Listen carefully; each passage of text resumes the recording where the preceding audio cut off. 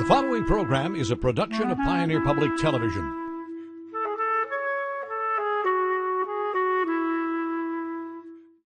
Major support for Compass is provided by the ongoing support of the Leo P. Flynn Estate of Millbank, South Dakota. Additional support is provided by the Southwest Minnesota Private Industry Council, promoting Southwest Minnesota as a place rich with opportunity. Come for the jobs, stay for the lifestyle. More information at swmnpic.org.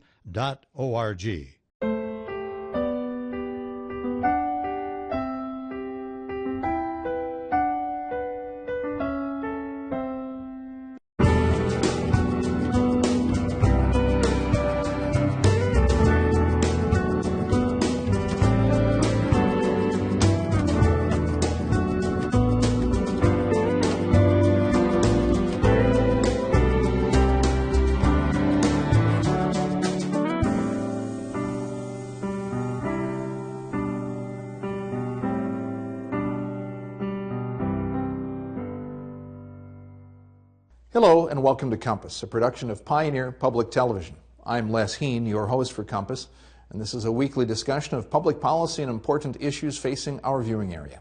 This week, we will discuss how small business growth is being encouraged and assisted across the state. We'll have representatives from the Small Business Development Center and the Southwest Initiative Foundation. We'll touch on economic and business development trends in our region. First, Pioneer's Laura K. Prosser is taking us to Clinton, Minnesota, and that's where a small-town cafe hub was brought back to life thanks to one man and a Bush Foundation Leadership Fellowship. Here's Laura's report.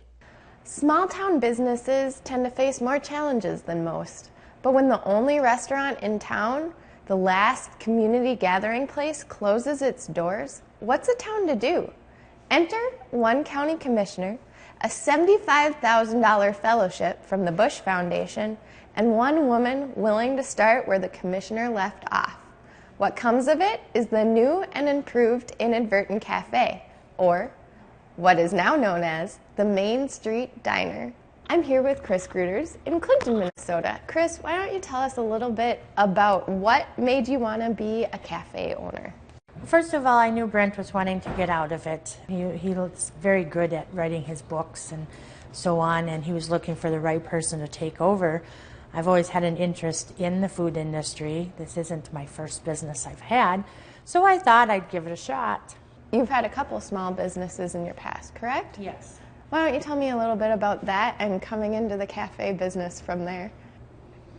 Experience as far as waiting on tables and serving people, I've done pretty much most of my life. I've waited in a lot of different places.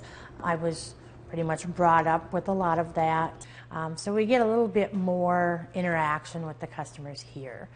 But now that I'm actually the owner, manager, things are a little different. There's a lot more to do as far as being the manager of different things.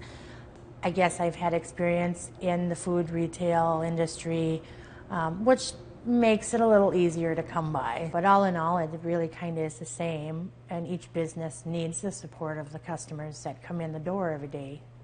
Were you ever worried about juggling it all yourself? At first not. I'm glad that I have two great people, plus my own daughter that helps. I don't think I could have done it without them because it is a lot more than I expected.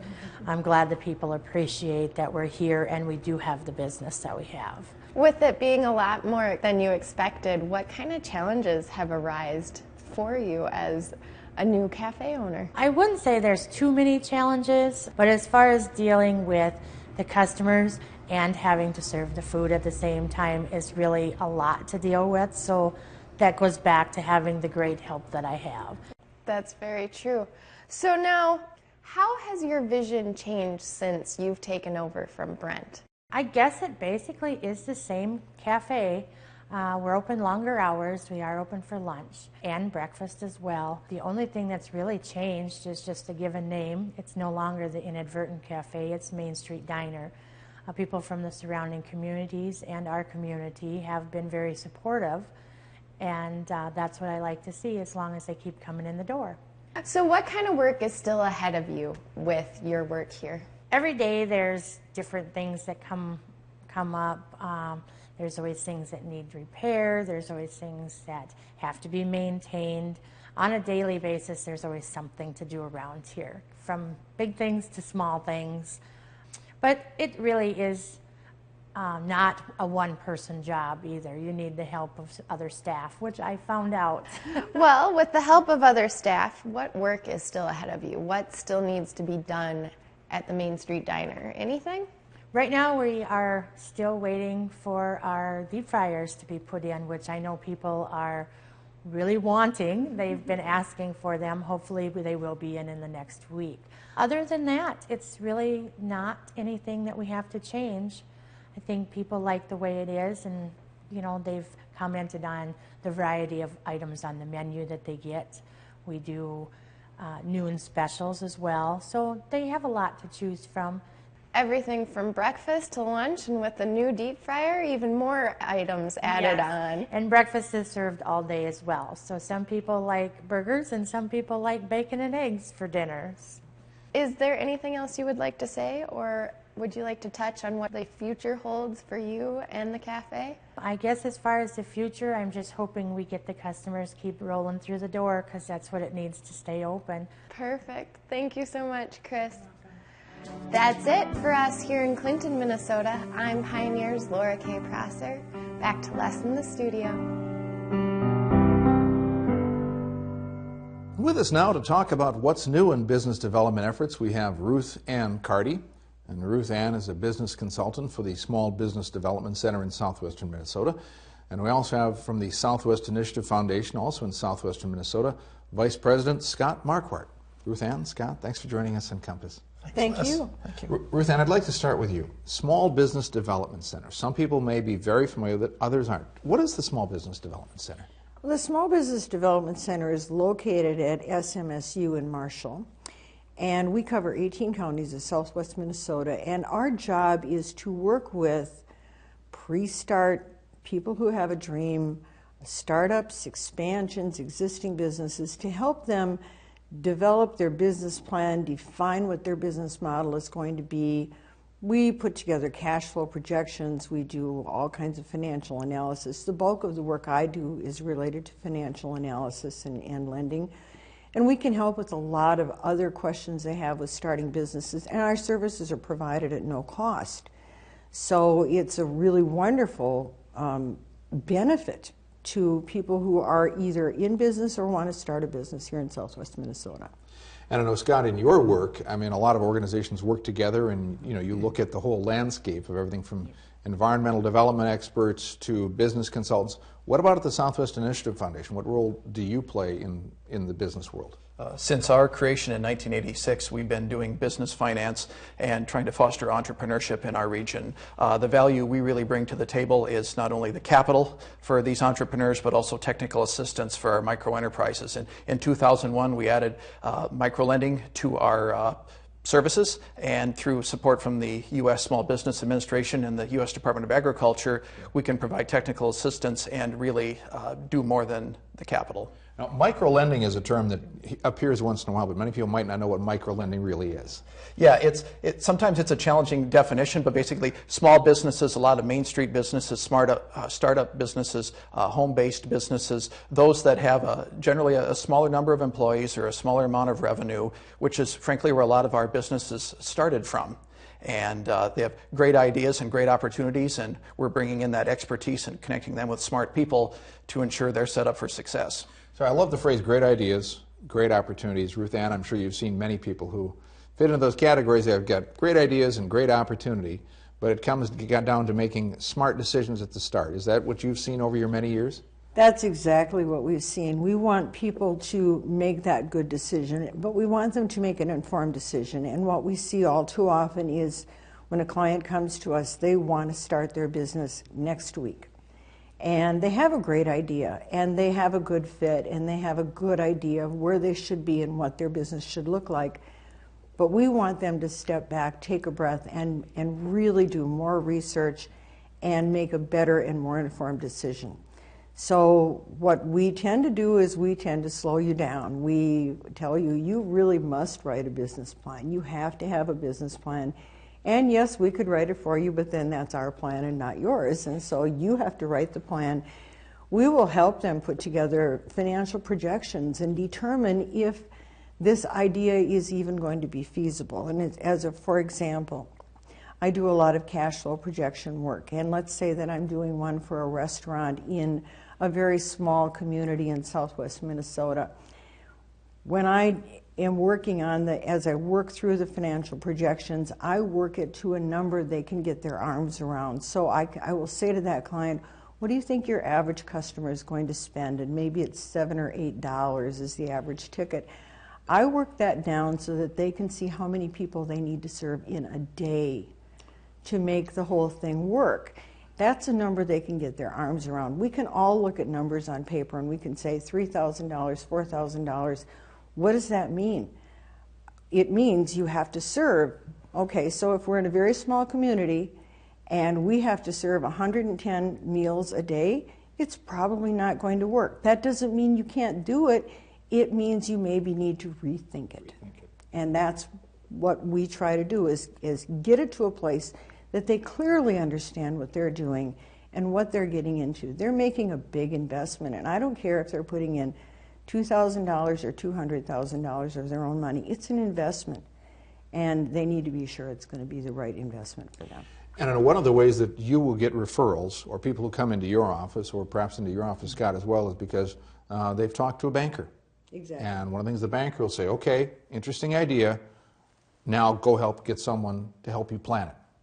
Absolutely, and I do want to put out a huge shout out to the community bankers and the credit unions in our region. Our relationships, and I think Ruth Ann would agree on this, relationships with the community bankers, the lenders at the credit unions are key to our success. They're key to the success of main streets and industrial parks throughout the region. Their impact, their investment, the risk that they take, the support they provide cannot be underestimated. And as we think about key components in building an entrepreneurial culture, in building strong main streets, strong industrial parks, strong places that people can be successful, banks and credit unions are huge for that. And not only for the referrals, but also the support throughout the life cycle of the client, from startup to succession and everywhere in between. Yeah. So obviously, key bits of advice: talk with a banker, talk to an expert in small business. We should mention, in addition to banks, of course, there are others as well in Small Business Development Center, economic development authorities. Exactly. That there are many organizations where people can ask those first questions. Exactly. We are blessed in southwest Minnesota to have economic development authorities that serve cities, communities, counties, throughout the entire region, and they have been really, really helpful. We work hand in hand with them. They bring us their clients and say, please help them put it together. We bring them our clients and say, what do you have in your area that will be beneficial for this client? And frequently they'll take that client and they will just walk them all the way through the whole startup process, probably go to the bank with them, help them explain the idea, support their idea to the community.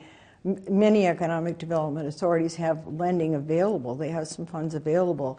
And I always like to see it when that community will put some money into that project, because it's for the betterment of the community. It's creating jobs, it's creating vitality in their community. And our economic development authorities are really dedicated to that, and we've been very lucky to have many of them essentially on our team. And they can help navigate things like zoning and finding a site, finding a location, parking, what processes and procedures folks need to go through so that they don't waste time and energy on an avenue that doesn't make sense. I think I'd highly recommend folks consider their local economic development agency at the city, the county, regional level, whatever it makes sense for them, to be their first point of contact and really navigate the process. They know how to find us. We work with them. We have each other on speed dial. It works well. Sure, good. In the last minute of our conversation here, if our viewers are watching and considering starting a small business and they live in your area, for example, Ruth Ann, where would they go to learn more about the Small Business Development Center? We have a website, sbdcassistance.com. That has wonderful information. And also, if you look for a red banner, it says sign up for SBDC services. You can sign up right there online in 5 minutes. Okay, good advice. Scott? Go to our website, www.swifoundation.org. We're also on Facebook, or call any of us. We live throughout the region, and we're very findable. So. Great to know. Ruth Ann Carty of the Small Business Development Center and Scott Marquardt from the Southwest Initiative Foundation, thank you both for joining us on Compass. Thank you. And that's it for this week on the topic of small business development. Our Compass producer, Laura K. Prosser, will take it from here. She'll end this week's episode with the next installment of the Compass Literature Corner. Thanks for watching.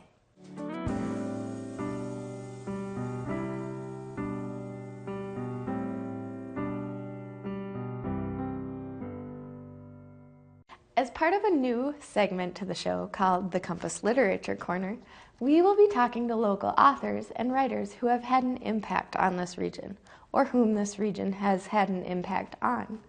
This week's guest is not only a Big Stone County Commissioner, but most recently he's a cafe proprietor and master of an omelet, as told in his recently published book, The Inadvertent Cafe. Ladies and gentlemen, I'm proud to say that today's guest is Brent Olson. Brent, welcome. Well, thank you so much for having me. So Brent, why don't you tell me a little bit about how the Inadvertent Cafe came to be? I was part of a group of people who were trying to get a cafe refurbished in my hometown as a venue for doing local value-added foods. And I applied for a Bush Foundation Leadership Fellowship. Oddly enough, I was awarded one. And at some point in the process, my wife turned to me and said, "Well, buddy, you better learn how to cook because I've got a job." So that's how I started it, and that's how the cafe got its title, because when people would ask me what I was doing now, I would say I'm inadvertently running a cafe. So now this is one of 5 books, correct? Yes. Tell me a little bit about why this differs from your other 4 books. I have a syndicated column called Independently Speaking, which I've been writing for just about 20 years. I'm up over 1,000 columns now. And the other 4 books were collections of columns and a few essays written just for the books. This book is different in that it's kind of a combination memoir and business advice book. Working as a journalist, I've been to just about 20 countries on 6 continents. And what I found fascinating was that the lessons I was learning about people in business and do-gooders, those same lessons held true whether I was in Uganda or Peru or New Zealand or Clinton, Minnesota. And I thought, well, maybe there's a book there.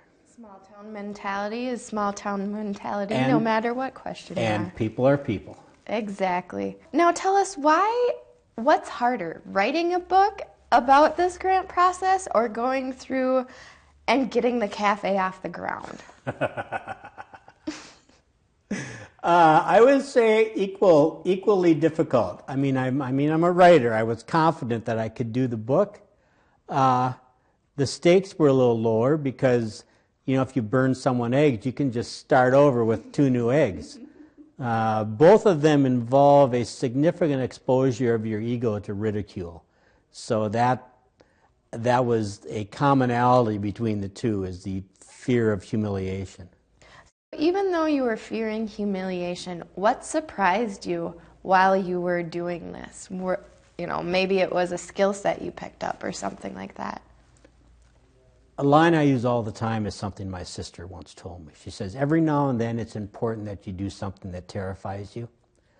And I believe that. I think that's the only way you keep growing is by trying things that you don't think you can do. And I never thought of myself as a cook, but I bought a copy of Mark Bittman's cookbook called How to Cook Everything. And I spent about 3 months practicing on my wife. I did all the... Oh. Yeah. She'd come home from work sometimes. I'd see a little bit of fear in her eyes, and she'd say, "What's for supper?" And I'd say, "What am I eating today?" Yeah, I'm saying I still have omelet issues, and but no, I'm okay. I'm okay. It's something I didn't think I could do, and now I can do it. So that's wonderful. So what about a small town cafe, a staple of any farming community, is so important for this specific book?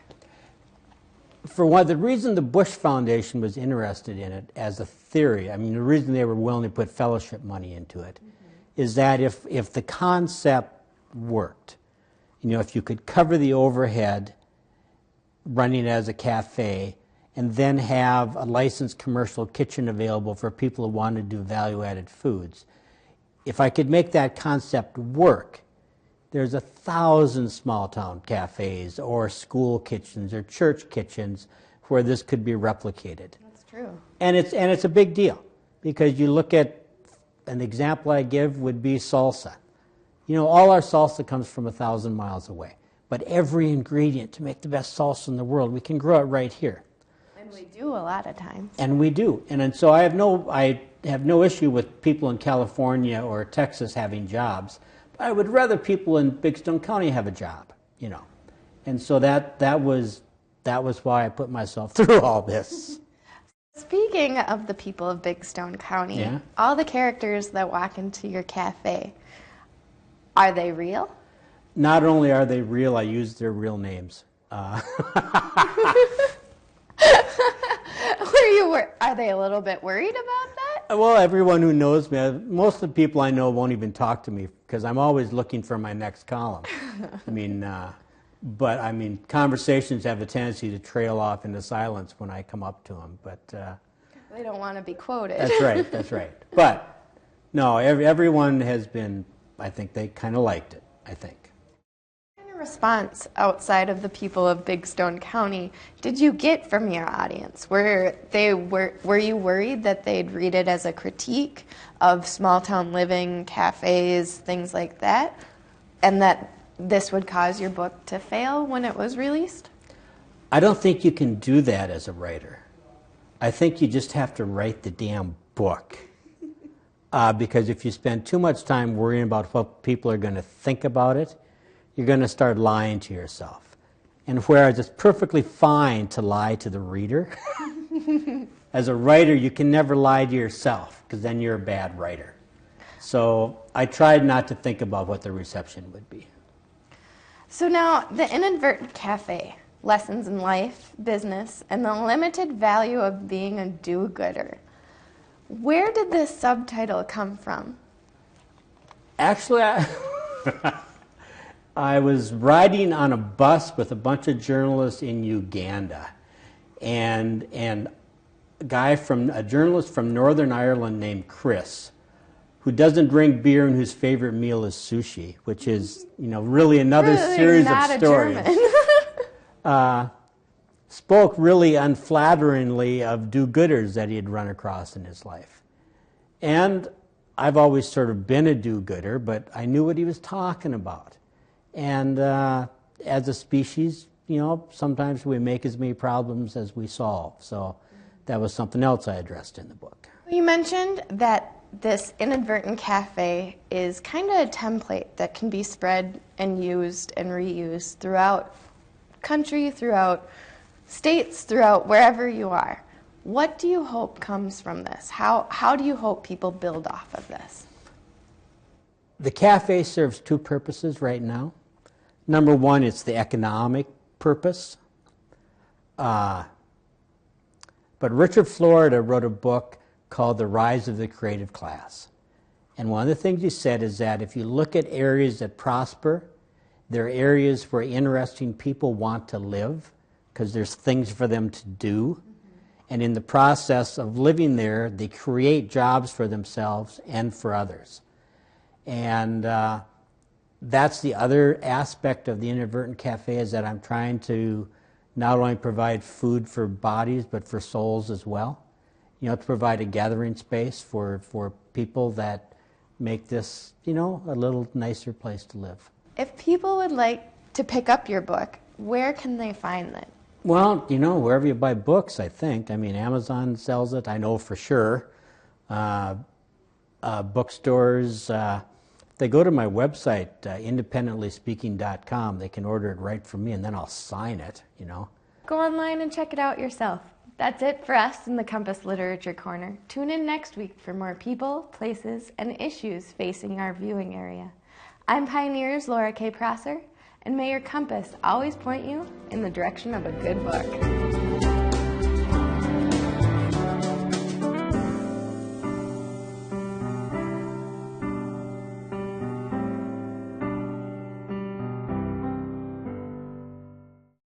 Major support for Compass is provided by the ongoing support of the Leo P. Flynn Estate of Millbank, South Dakota. Additional support is provided by the Southwest Minnesota Private Industry Council, promoting Southwest Minnesota as a place rich with opportunity. Come for the jobs, stay for the lifestyle. More information at swmnpic.org.